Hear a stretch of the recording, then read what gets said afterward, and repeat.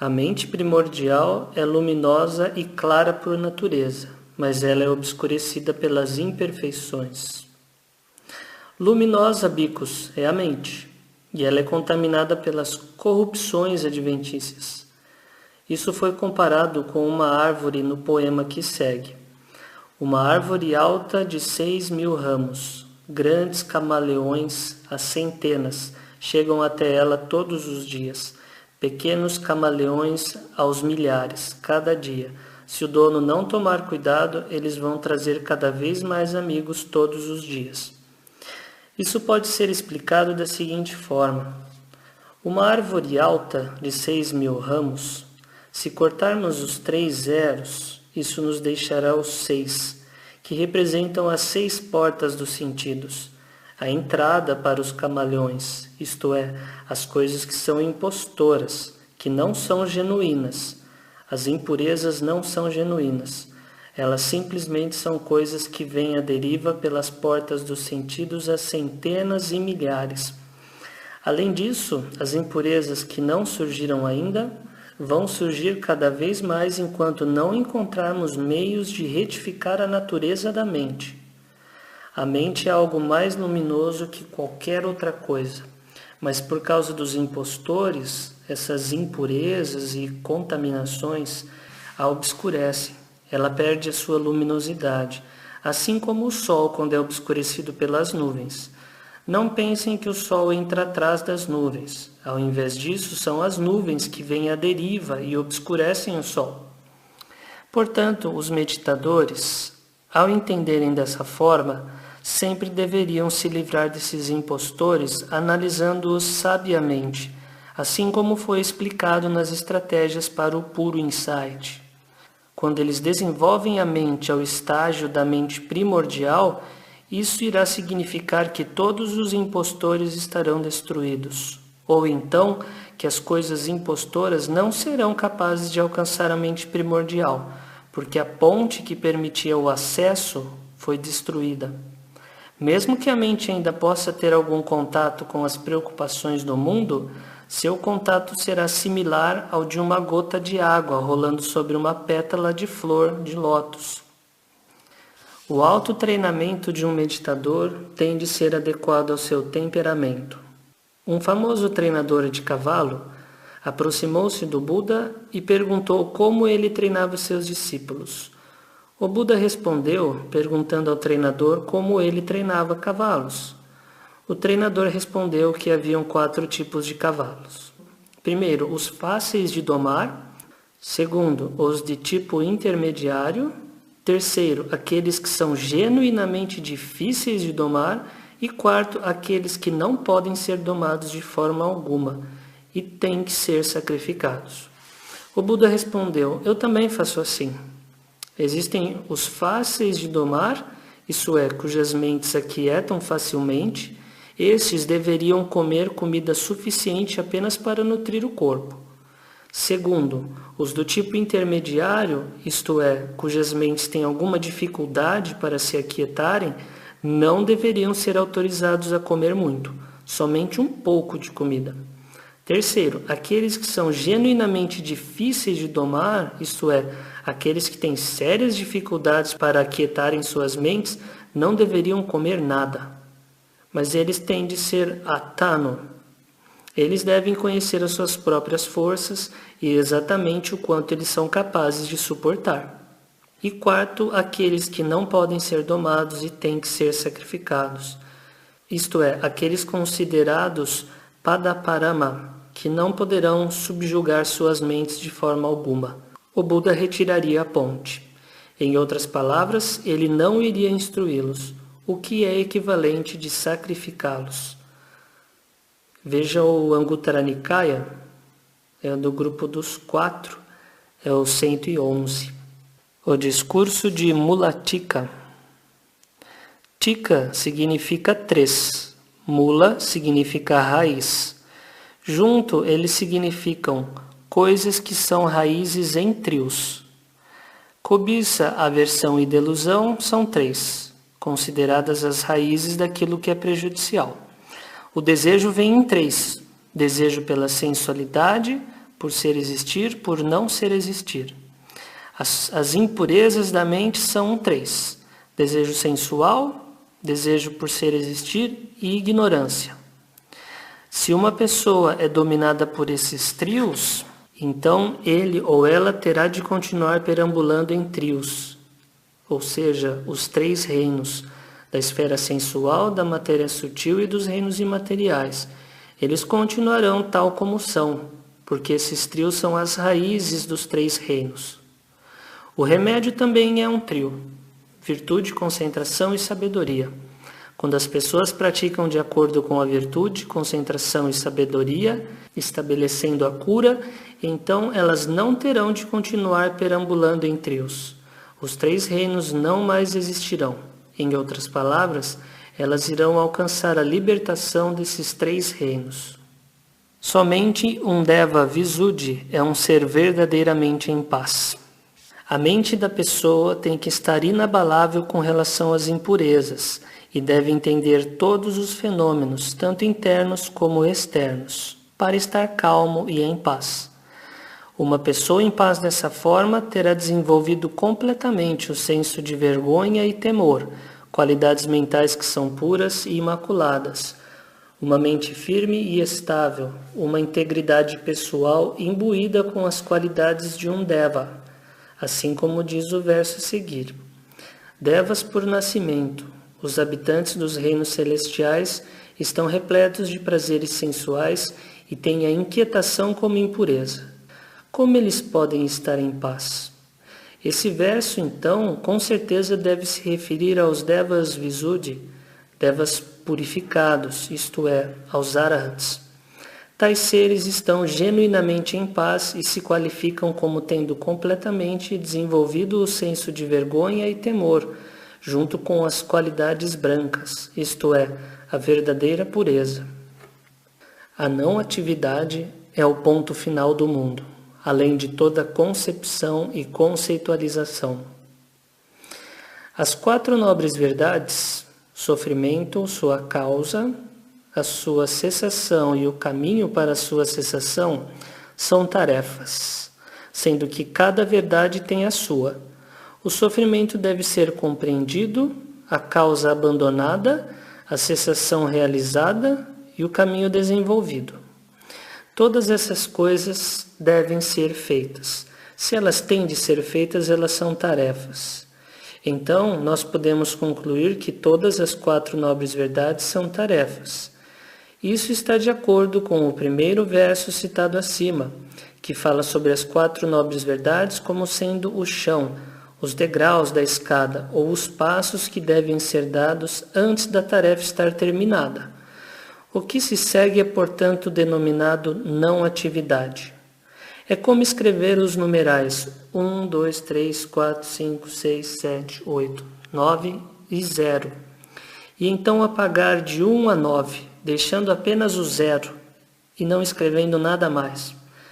O que restou é lido como 0, mas isso não tem nenhum valor. Você não pode usá-lo para somar, subtrair, multiplicar ou dividir quaisquer outros números. Mas ao mesmo tempo você não pode dizer que ele não existe, porque ele está lá, 0. Isso se compara à sabedoria que compreende tudo ao redor, porque ela destrói a atividade da concepção. Em outras palavras, a sabedoria apaga completamente a suposição e não mais se envolve com isso ou se apega a quaisquer outras concepções. Com as palavras apagando ou destruindo a atividade da suposição, surge a pergunta: quando todas as concepções são inteiramente destruídas, como ficaremos? A resposta é que nós vamos ficar num estado que não é suposto, que não é concebido, lá mesmo, na não atividade. Essa explicação está de acordo com os aspectos da realidade que são vistos claramente somente por aqueles que praticam. As pessoas que não atingiram esse grau, esse estágio, as pessoas que não praticam, não entendem, discordam. Somente ao ouvirem e então assim praticarem até ver e conhecer por si mesmos é que elas serão capazes de entender. O significado do próximo verso é: aqueles que não têm mais impurezas extinguem os 3 reinos e são deslumbrantes. Em outras palavras, eles praticaram com persistência e fizeram uma investigação. Assim, em outras palavras, eles trabalharam e desenvolveram isso repetidamente até o ponto em que a mente tenha energia suficiente para analisar e destruir todas as concepções, assim como atingir a não atividade. Assim, eles podem realizar a libertação dos 3 reinos. Ao extinguir os 3 reinos, os arahants não voam pelos reinos da esfera sensual, matéria sutil e imaterial. Eles ficam exatamente onde estão. O mesmo é válido para o Buda. Quando ele extinguiu os 3 reinos, ele estava sentado num local, sob a figueira dos pagodes. Ele não voou pelos 3 reinos. Ele os extinguiu na mente, porque é exatamente na mente onde os 3 reinos existem. Aqueles que almejam extinguir os 3 reinos devem extingui-los no seu próprio coração. Somente então eles destruirão a atividade, o ato de supor da mente e coração, deixando apenas a não atividade. Esse é o coração primordial, o Dhamma primordial, para o qual não há morte. As 9 moradas dos seres vivos. Os reinos dos seres celestiais, o reino humano e os reinos de privação são classificados como reinos da esfera sensual, a morada dos seres vivos que se entregam à sensualidade. Tomados juntos, eles contam como apenas um. O reino da matéria sutil, a morada dos seres que alcançaram Rupa Dhyana, são 4. Os reinos imateriais, seriam as moradas dos seres que atingiram a Rupa Dhyana, também são 4. Assim, ao todo, são 9 moradas. Aqueles, os arahants, que são sábios com relação às 9 moradas, as abandonaram e não têm de viver em nenhuma delas. Isso aparece na última das perguntas ao noviço. O que é o 10? E é respondida: o arahant, imbuído de 10 qualidades, alcança a libertação das 9 moradas. Isso pode ser comparado a escrever os números 1, 2, 3, 4, 5, 6, 7, 8, 9 e 10. De 1 a 9, temos números que podem ser contados, nomeados, somados, subtraídos. Já para o 10, o 1 e o 0, quando apagamos o 1, porque ele está repetido, ficamos com o 0. Se usarmos o 0 para adicionar, subtrair, multiplicar ou dividir, ele não irá aumentar o valor desse número. E o 0 por si só não tem valor nenhum. Mas você não pode dizer que ele não existe, porque ele está lá. O mesmo é válido para a mente original. Ela tem uma natureza cujos atributos são como os do 0. Quando o 0 está acompanhado de qualquer outro número, ele aumenta o valor daquele número. Por exemplo, 1 acompanhado do 0 se torna 10. Com o coração é da mesma forma. Quando acompanhada de alguma coisa, ela instantaneamente prolifera em coisas mais elaboradas e fantasiosas. Mas quando treinada até que ela seja sábia e perspicaz com relação a todos os fenômenos conhecíveis, ela retorna ao seu estado como 0, vazio, aberto e puro, além de toda contagem e rotulação. Ela não fica nos 9 lugares que são as moradas dos seres vivos. Em vez disso, ela fica num lugar vazio de concepções e conceitualizações. Sua natureza é inerente de 0 ou não atividade, assim como mencionado no capítulo 14. O significado do primeiro discurso, do discurso do meio e do discurso final. Os discursos dados pelo Buda em 3 pontos da sua carreira têm importância tão grande que os budistas deveriam lhes dar especial atenção. Primeiro, no começo da sua carreira, o Buda proferiu um discurso aos 5 contemplativos na floresta do Parque dos Gamos, em Sipatana. Esse foi o seu primeiro discurso, chamado Colocando a Roda do Dhamma em Movimento. Ele começou falando dos 2 extremos aos quais alguém que abandonou a vida em família e seguiu a vida santa não deve se entregar. Bhikkhus, a esses dois extremos aos quais aquele que abandonou a vida em família e seguiu a vida santa não deve se entregar: a busca da felicidade nos prazeres sensuais e a busca da mortificação. Para explicar, se entregar aos prazeres sensuais do lado da paixão e se entregar à automortificação do lado da aversão. Ambos os lados causam sofrimento e estresse. Quando praticamos autopurificação e ainda caímos em um desses dois extremos, não podemos dizer que entramos no caminho do meio. Porque quando nós estamos fazendo um esforço contínuo para praticar e a mente se torna profundamente calma e relaxada, isso nos agrada. Agradar é se entregar ao prazer. Desagradar é se entregar à automortificação. Agradar é cobiça, desagradar é aversão. Não ser sábio em relação à cobiça e à aversão é delusão. Qualquer um que se esforce para desenvolver persistência na concentração, começa caindo nesses dois extremos. Se caímos nesses extremos, somos considerados errados, mas é normal que estejamos errados antes de podermos estar certos. Até o Buda, antes do seu despertar, estava completamente errado da mesma forma. Mesmo seus dois principais discípulos estavam errados e sustentavam doutrinas danosas no começo. Todos os outros discípulos começaram errados também. Mas quando o Buda veio e seguiu o caminho do meio, ao meditar sob a figueira dos pagodes, depois de alcançar os dois primeiros conhecimentos nas duas primeiras vigílias da noite, recordação de vidas passadas e o conhecimento da morte e renascimento dos seres vivos, ele alcançou o terceiro conhecimento na vigília próxima ao amanhecer, o conhecimento do fim das impurezas mentais.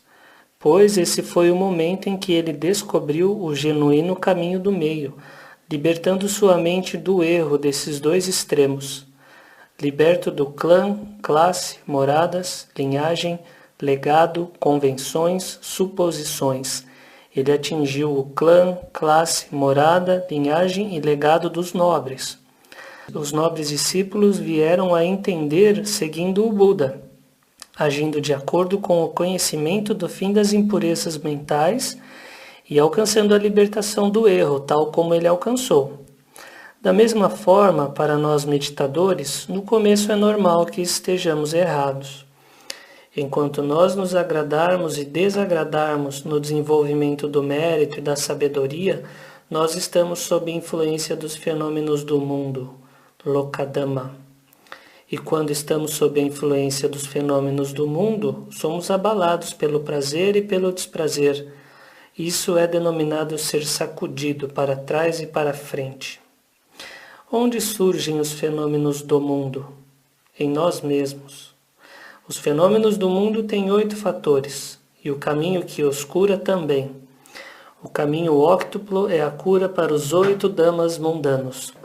Assim, o Buda ensinou o caminho do meio para curar esses dois extremos.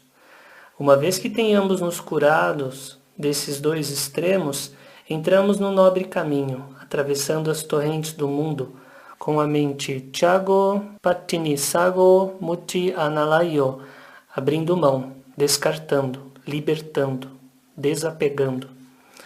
Para resumir, enquanto esses dois extremos estiverem nos corações, vocês não estarão na trilha certa. Mas quando o coração alcança a libertação desses dois extremos, vocês se tornam inabaláveis, livres das impurezas e seguros da torrente. Por isso que o discurso colocando a roda do Dhamma em movimento é tão importante. Quando o Buda explicou colocando a roda do Dhamma em movimento, isso fez com que os elementos do mundo tremessem. E quando a mensagem é tão significativa, o que mais eles poderiam fazer além de tremer? Os elementos do mundo não são nada além desse nosso corpo. Nosso corpo é formado pelos elementos do mundo, e ele treme, porque a mente vê algo que jamais tinha visto antes. O fato da mente ser liberta desses dois extremos é que faz os elementos do mundo tremerem. Eles tremem porque a mente não voltará a lhes dar surgimento. No ponto médio da carreira do Buda, ele discursou a exortação do Patimokkha para uma assembleia de 1.250 arahants no Santuário dos Esquilos, em Rajagara. Um dos pontos importantes era: elevem a mente. Esse é o ensinamento dos Budas. Para elevarmos a mente, temos de estar calmos e em paz. Quando estamos imbuídos de desejo, cobiçosos, empenhados e deludidos, como podemos estar calmos e em paz? Precisamos praticar adotando a disciplina como nosso ponto de partida e desenvolver nossa meditação, começando com meditação andando e sentada. Devemos trabalhar na investigação dos fundamentos da atenção plena e desenvolvê-los repetidamente, começando mantendo-nos atentos ao corpo como nosso fundamento da atenção plena. No começo devemos contemplar as partes do corpo por meio de parikama savana, isso é, por meio de conjecturas. Aquela parte daquela forma e esta é dessa, porque se nós o fizermos com atenção plena, com plena consciência, a mente não irá vagar para longe do corpo e se aquietará facilmente. Quando praticamos parikama savana repetidamente, um ugaha nimitta irá surgir. Deveríamos então dominar esse estágio até que alcancemos patibhaga, analisando a visão de suas partes. Quando dominarmos patibhaga completamente, teremos então a meditação de insight. Então desenvolveremos a meditação de insight ao nível mais profundo para que a mente alcance Titibhutam, assim como foi discutido nas estratégias para o puro insight. Isso é o que se quer dizer com prática. Quando tivermos praticado, iremos cruzar para além. É por causa da completa realização da prática que cruzamos para além, isto é, para além do mundo. Isso é o que se quer dizer com damas transcendentes. Nós alcançaremos a libertação dos grilhões. Portanto, a mensagem do discurso médio é significativa porque tem como meta a libertação. No fim da sua carreira, quando ele estava prestes a realizar o Parinibbana, o Buda deu seu discurso final em meio a uma assembleia de nobres discípulos no bosque das árvores sal dos Malyas, em Kusinara, dizendo: Bhikkhus, esforcem-se pelo objetivo com diligência. Investiguem que as coisas condicionadas surgem e depois se dissolvem. Quando vocês investigarem dessa forma, vocês compreenderão tudo completamente. Isso foi tudo o que ele disse, e nunca mais disse mais nada. Esse foi considerado o discurso final. Para explicar o significado, onde as coisas condicionadas surgem? O que são as coisas condicionadas? Coisas condicionadas surgem em nossas próprias mentes. Elas são o efeito ou condição da mente que dá origem a todas as concepções. Essas fabricações são as culpadas que supõem e formulam tudo no mundo. Na verdade, as coisas do mundo, nas suas propriedades elementares como fenômenos, simplesmente são da forma como são. A terra, árvores, montanhas, céu, o brilho do sol não dizem que são alguma coisa. Mesmo o corpo humano, que é composto pelos elementos do mundo, não diz ser isso ou aquilo. As fabricações mentais são as culpadas por moldar essas coisas como sendo isto ou aquilo.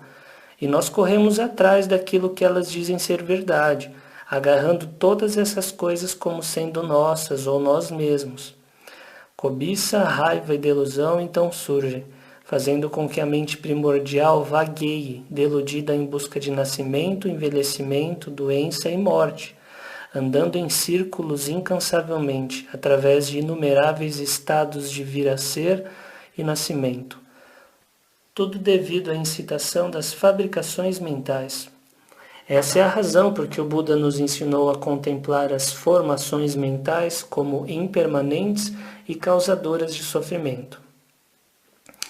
Continuamos nisso até que vejamos completamente e com clara compreensão que surge como fruto do desenvolvimento anterior de Patibhaga, até que a mente penetre Bhavanga Chitta, seu estado subconsciente.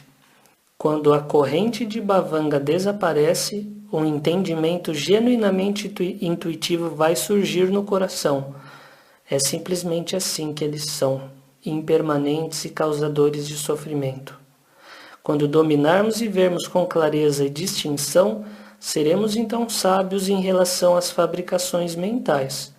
As fabricações mentais não mais serão capazes de moldarem a mente ao vir a ser que surge incessantemente. Assim como no verso, quando as fabricações mentais não puderem mais moldarem a mente não se torna nascida. Ela é sábia em relação a todos os damas conhecíveis, e assim estará calma e em paz, realizando a libertação. As palavras do discurso final são realmente importantes. Elas podem fazer com que a pessoa que as investiga alcance o último estágio do despertar. Essa é a razão por que o Buda parou de falar após isso e não disse nada mais. Os discursos dados nesses 3 pontos da carreira do Buda têm uma importância que supera qualquer outro que ele tenha dado. O primeiro discurso visa a libertação, o discurso do meio visa a libertação, o discurso final visa a libertação. Dessa forma, todos os 3, sem exceção, visam nada além da libertação. Os arahants de todos os tipos alcançaram ambas a libertação através da concentração e a libertação através da sabedoria, tendo desenvolvido o triplo treinamento até a sua conclusão. Eles permanecem sem impurezas, tendo alcançado a libertação através da concentração e a libertação através da sabedoria realizada e verificada por eles mesmos no aqui e agora. Esse trecho do cânone mostra que os arahants, não importa o tipo, alcançam ambas a libertação através da concentração e a libertação através da sabedoria, livres de impurezas no presente. Não são feitas distinções dizendo que um grupo alcança a libertação somente através da concentração ou somente através da sabedoria. A explicação dada pelos comentaristas que a libertação através da concentração pertence aos arahants, que primeiro desenvolvem a concentração, e que a libertação através da sabedoria permanece aos arahants de insight seco, que desenvolvem apenas o insight sem antes desenvolverem a concentração, vai na contramão do caminho. O óctuplo caminho inclui ambos, entendimento correto e concentração correta. Para uma pessoa realizar a libertação, ela tem de desenvolver todos os 8 fatores do caminho. Caso contrário, ela não poderá alcançar a libertação. O triplo treinamento inclui tanto concentração como sabedoria. Uma pessoa que deseja alcançar o conhecimento do fim das impurezas mentais tem que desenvolver as 3 partes do triplo treinamento completamente. Ou seja, os 4 dhyanas são extremamente necessários para conhecer e ver as coisas como elas realmente são e se desapegar. Esta é a razão porque se diz que todos os tipos de arahants alcançaram ambas a libertação através da concentração e a libertação através da sabedoria.